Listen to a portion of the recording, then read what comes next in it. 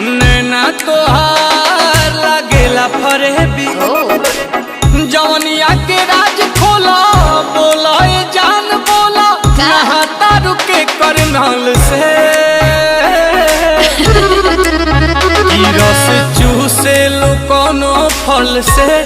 कि धोवे लो गुलाब जल से रस चूसे लो कोनो फल से कि धोवे लो गुलाब जल से रस चूसे लो कोनो फल से कि धोवे लो गुलाब जल से प्राकृतिक सौंदर्य बेबी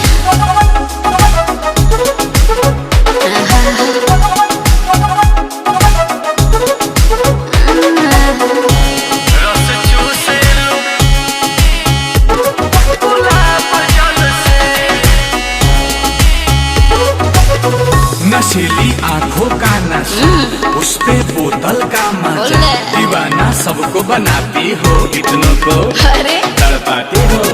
अरे ऐसे तो एकटक देखा ना प्यार वाला डोरा फेंका ना एक्सरे मशीन जैसे अखियां से भीतरी के सिस्टम ने देखा ना खुद तो देखावा तारू हमर नहीं दोस्त बा अच्छा तनिए सा देखिए हनी ताहर कौन लोस बा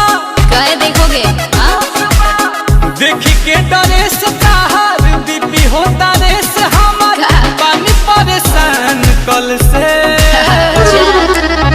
ओ रस चूसे लो कोनो फल से कि धोवे लो गुलाब जल से रस चूसे लो कोनो फल से कि धोवे लो गुलाब जल से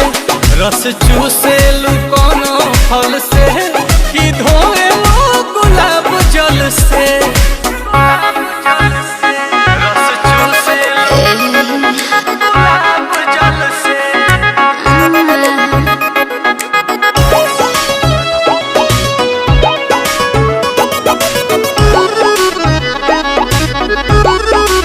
बटे हम नेचुरल ब्यूटी हो जब देखे कहे हम की क्यूटी हो दिल के गुलाम बनी कह लोगा कहीं चाहे प्यार वाला ड्यूटी हो हमके आज माला बुझा दिल के मजबूरी हो अच्छा। रही है तहार बन के रोशन भी संपूरी हो लाभ मिलिया करानी दिलावा के धागा रानी जोड़ो नील कमल से ओ रस चूसे लू कोनो फल से अरे। कि धोवे लू गुलाब जल से हो रस चूसे लू कोनो फल से कि धोवे लू गुलाब जल से हो रस चूसे लू कोनो फल से कि धोवे लू गुलाब जल से ऐसा ना कि दूध से नहाई ले मक्खन लगाई ले चल